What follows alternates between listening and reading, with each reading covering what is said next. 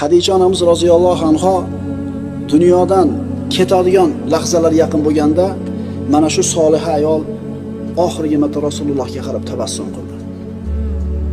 Oxirgi marta 25 yil turmush qilgan bo'lsa, 25 yil Rasulullohning xizmatida o'zi turdi.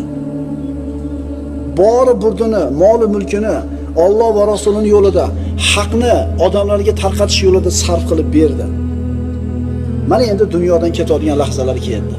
Oxirgi lahzalar. Mana shu lahzada ham payg'ambarimizga qarab tabassum qildi.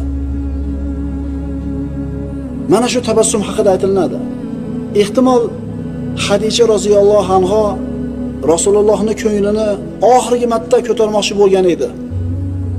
Go'yoki dunyoda qolgan oxirgi lahzalarni ham Rasulullohning xizmati uchun, ko'ngli uchun sarf qilmoqchi bo'lgan bo'ldi.